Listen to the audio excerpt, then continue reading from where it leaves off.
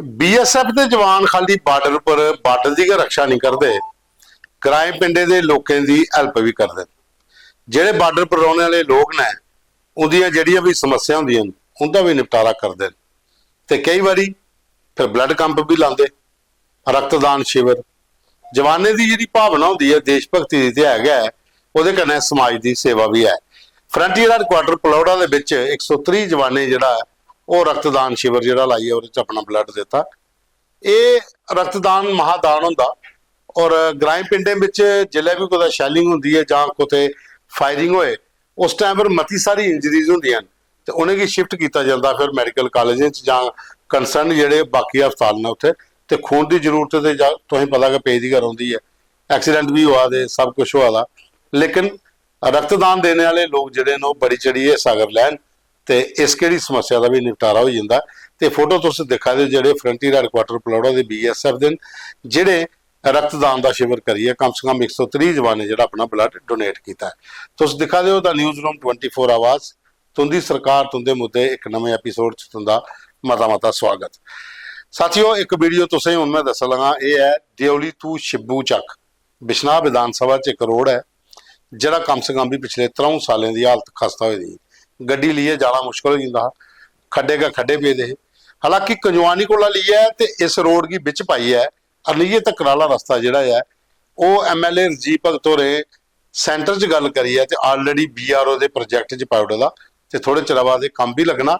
ये border road organisation असीं पूरे बार्डर रोड की डबल करना है, निशानदेही हो गई है, कंजवानी कोला शुरू होना तो अरनीए तक जाना। लेकिन ये दियोली टू शिब्बू चक वाला जिहड़ा रस्ता है ये मता ज़्यादा खराब हा तो कल पैच वर्क का काम शुरू होया ब्लैक टॉपिंग का 30 लाख की लागत कन्ने। MLA रजीव भगत मौके पर है, कंसर्न जिहड़े लोग है विभाग के अधिकारी है सारे उत्थे है, नारियल तोड़िए मिठाई वंडी इस काम की शुरुआत की गई तो लोगों MLA का भी थैंक्स किया। अज डॉक्टर साहब ने दियोली टू शिब्बू चक तक ब्लैक टॉपिंग काम शुरू कराया तो ये रोड ऑलरेडी डॉक्टर साहब ने इस ग्रे फ्रंट कराई ओड़े दा अपना बाया कंजवानी तू शिब्बू चक करियाल तक। पर इस रोड की हालत जी ज़्यादा खराब हुई थी तो डॉक्टर साहब ने अगे बार बार लोगों की रिक्वेस्ट है कि इस पहले मेरे ब्लैक टॉप की उनका काम जो शायद मार्च महीने बाद लगा, लेकिन ये डॉक्टर साहब ने बड़ी जल्दी संज्ञान लिया और ब्लैक टॉप का काम जो शुरू कराई दिया। हम दियोली टू शिब्बू चक जो अप्रॉक्सीमेटली 30 लाख की लागत से जो हम काम जो पैच वर्क का काम शुरू कराया है, हमने आप सब मिलकर हमारे साथ सुंदर जी हैं वो डिपार्टमेंट के जी हैं उनके डिपार्टमेंट हमारे साथ सरपंच सुंदर जी हैं, डॉक्टर जी हैं और जितने परमानेंट लोग यहाँ जाके सब ने मिलकर इसकी इनाग्रेशन की है। और ये काफ़ी पुरानी डिमांड थी लोगों की, क्योंकि मैं भी इसी रास्ते से जाता था जहाँ की रोड की थोड़ी हालत ख़राब हो गई थी, इसलिए सर बैच पर को रिपेयर करते हमने काम किया शुरू चाहिए।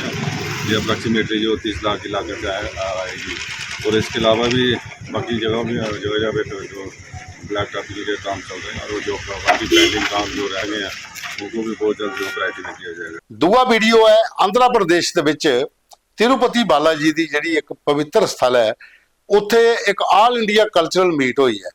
जम्मू कश्मीर च डोगरी ते कश्मीरी भाषा च उत्थे लोक नृत्य जिहड़े ने वो जैक्सन ग्रुप की बखी दा कीते गए।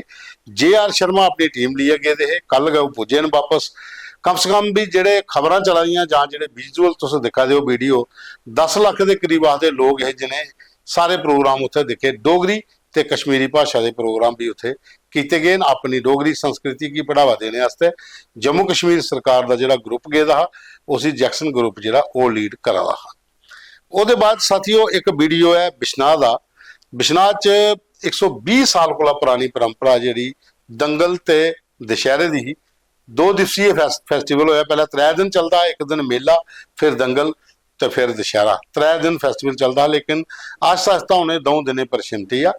दंगल होया और बाद कल दशहरा होया।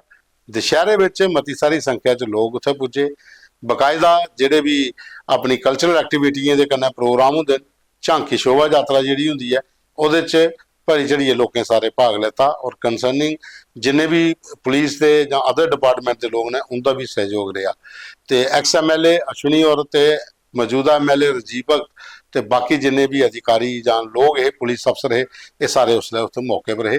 ਤੇ ਬਿਸ਼ਨਾਹ ਦਾ ਦੁਸ਼ਹਿਰਾ ਵੀ 100 ਇੰਨੇ ਸਾਲ ਪੁਰਾਣਾ ਹੈ, ਤੇ ਇਹਦਾ ਵੀ ਵੀਡੀਓ ਬੜਾ ਜ਼ਰੂਰ ਦਿਖਣਾ ਚਾਹੀਦਾ। ਕੱਲ ਰਾਵਣ ਦਹਨ ਤੇ ਚਲੋ ਹੋ ਹੀ ਗਿਆ, ਲੇਕਿਨ ਜਗ੍ਹਾ ਜਗ੍ਹਾ ਪਰ ਦੁਸ਼ਹਿਰਾ ਜਿਹੜਾ ਮਨਾਇਆ ਗਿਆ, ਜੰਮੂ ਸ਼ਹਿਰ 'ਚ ਵੀ, ਗ੍ਰਾਮ ਪਿੰਡੇ 'ਚ ਵੀ।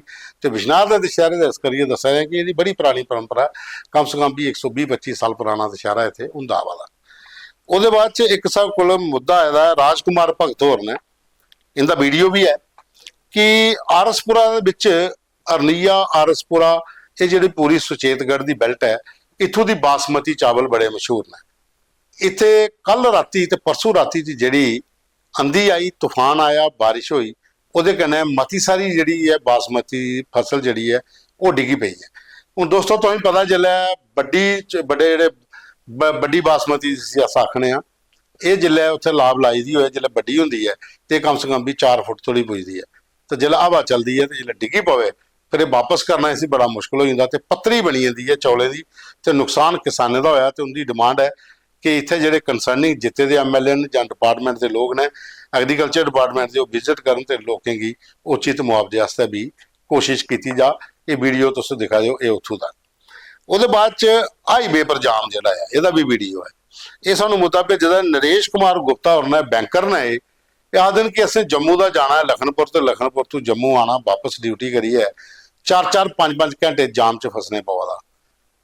ਰਿੰਗ ਰੋਡ ਕੋਲਾ ਲਈਏ ਤੇ ਲਖਨਪੁਰ ਤੱਕ ਰਸਤੇ 'ਚ 4 ਜਗ੍ਹਾ ਪਰ ਇੰਨਾ ਜ਼ਿਆਦਾ ਜਾਮ ਲੱਗੇ ਦਾ ਹੁੰਦਾ ਟਰੱਕਾਂ ਦਾ ਕਿ ਨਿਕਲਣਾ ਮੁਸ਼ਕਲ ਹੋ ਜਾਂਦਾ। 2 ਘੰਟੇ ਦਾ ਸਫ਼ਰ ਜਿਹੜਾ 5 ਘੰਟੇ 'ਚ ਪੂਰਾ ਕਰਨਾ ਪਵਦਾ।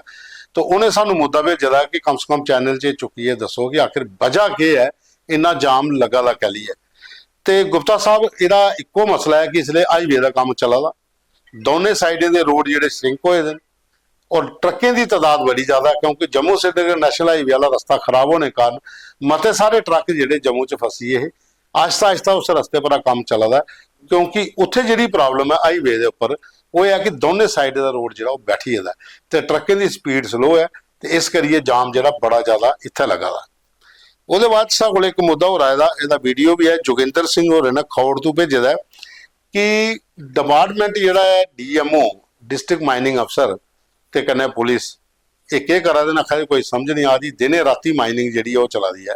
ਹਾੜ ਆਣੇ ਦਾ ਬਾਅਦ ਜਗ੍ਹਾ ਜਗ੍ਹਾ ਪਰ ਟਰੱਕ ਟਰਾਲੀਆਂ ਇਹ ਅਸਰ ਰੋਜ਼ ਦੱਸਦੇ ਆ ਕਿ ਮਾਈਨਿੰਗ ਹੋ ਰਹੀ ਹੈ, ਡਿਪਾਰਟਮੈਂਟ ਸੁੱਤੇ ਦਾ, ਪੁਲਿਸ ਵਾਲੇ ਕੋਈ ਲੈਣਾ ਦੇਣਾ ਨਹੀਂ, ਤੇ ਟਰੱਕ ਟਰਾਲੀਆਂ ਲੱਗੇ ਦੇਣ, ਟਿੱਪਰ ਲੱਗੇ ਦੇਣ, ਬਜਰੀ ਰੇਤਾ ਸੀਮੈਂਟ ਢੋਈ ਆ। ਤੋ ਆਖਦੇ ਨੇ ਕਮ ਸੇ ਕਮ ਵੀ ਇਹਦੇ ਪਰ ਜਾਗਿਆ ਤੇ ਸਹੀ ਕੋਈ ਜਿਹੜੇ ਜਿੱਤੇ ਦੇ ਇੱਥੇ ਐਮਐਲਏ ਨੇ, ਸਤੀਸ਼ ਹੋਰ ਨੇ ਜਾਂ ਅਖਨੂਰ ਵਾਲੇ ਮੋਹਨ ਲਾਲ ਹੋਰ ਨੇ, ਇਹ ਕਮ ਸੇ ਕਮ ਥੋੜਾ ਜਿਹਾ ਪ੍ਰੈਸ਼ਰ ਪਾਉਣ ਪਰ ਮਾੜਾ ਦੀ ਵਕੀ ਸੁਰਿੰਦਰ ਭਗਤ ਹੋਰ ਨੇ, ਜਿਸ ਵਕੀ ਦਾ ਜ਼ਿਆਦਾ ਹੋ ਰਹੀ ਹੈ ਮਾਈਨਿੰਗ। ਆਪਣਾ ਤਵੀ ਵਾਲਾ ਇਲਾਕਾ ਅਗਰ ਦੇਖਿਆ ਤੇ ਵਿਕਰਮ ਦਾ ਵੇਲਾ ਵੀ ਇਲਾਕਾ ਪਈ ਜਾਂਦਾ, ਨਾਲੇ 'ਚ ਥੋੜਾ ਜਿਹਾ ਨਰਿੰਦਰ ਸਿੰਘ ਹੋਰ ਜਿਹੜੇ ਆਰਸਪੁਰਾ ਗਾਂਧੀਨਗਰ ਤੋਂ ਜਿੱਤੇ ਨੇ ਉਹਦਾ ਵੀ ਇਲਾਕਾ ਪਈ ਜਾਂਦਾ। ਅਗਰ ਇਹ ਐਮਐਲਏ ਪ੍ਰੈਸ਼ਰ ਬਣਾਉਣ ਤੇ ਥੋੜਾ ਬਹੁਤ ਫਰਕ ਪਾਉਂਦਾ। ਮਾਈਨਿੰਗ ਜਿਹੜੀ ਇਲੀਗਲ ਹੋ ਰਹੀ ਹੈ ਜਾਂ ਤੇ ਅਸੀਂ ਓਪਨ ਮਾਈਨਿੰਗ ਕਰੀ ਉੜੋ, ਇਲੀਗਲ ਵਾਲਾ ਸਿਆਪਾ ਗਿਆ ਮੁਖੀ ਆ।